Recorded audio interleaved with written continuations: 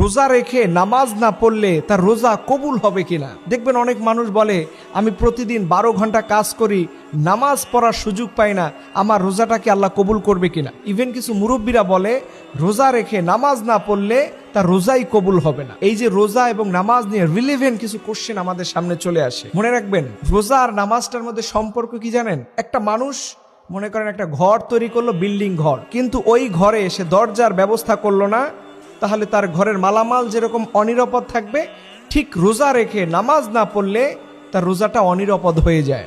কারণ নবীজি বলছেন ইন্না আউয়ালু মা ইউহাসাবু বিহিল আবদু বিসসালাহ, কিয়ামতের দিন সর্বপ্রথম নামাজের হিসাব হবে।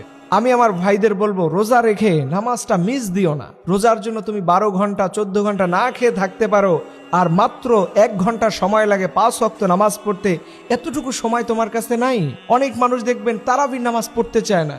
ইয়াং ছেলেপেলেগুলো এই যে কিছুদিন তারাবি যাচ্ছে, তো এখন ইয়াং ছেলেপেলেরা মসজিদে নাই, ওরা বের হয়ে যায়, বাহিরে গিয়ে গেম খেলে, কিন্তু নামাজ পড়ে না। আমি বলি যুবক ভাই, তোমার যত অভাব আছে, তোমার যত কষ্ট আছে, একটু সাহারির আগে 2টা রাকাত নামাজ পড়ে তুমি তোমার আল্লাহকে বলো, আল্লাহ আমার জীবনটা বড় কঠিন হয়ে যাচ্ছে, আমি যেদিকে তাকাই মনে হচ্ছে ধুধু মরুভূমি, কোনো কুল কিনারা পাচ্ছি না, কেউ আমাকে সাহায্য করতেছে না। আমি তাদেরকে বলবো তোমরা তাহাজ্জুদের সালাতে আল্লাহর কাছে বলো, দেখবা তোমার রব তোমাকে এমন জায়গা থেকে রিস্কের ফয়সালা করে দিবে তুমি নিজেও জানো না। এর জন্য নামাজ এবং রোজার গুরুত্ব দুইটাই বেশি। দুইটার কোনো একটা জিনিসকে মিস করলে আপনি কখনো আল্লাহর জান্নাতে যেতে পারবেন না। আল্লাহ বলছেন ইয়া আইয়ুহাল্লাযিনা আমানুস্তাঈনু বিসসবরি ওয়াসসালাহ, তোমরা নামাজের মধ্যে ধৈর্য ধারণ করো, ধৈর্য শিখো, নামাজ তোমাকে জান্নাতি বানাবে, এবং যারা রোজা এবং নামাজ সুন্দরভাবে আমল করবে তারাই হবে জান্নাতি।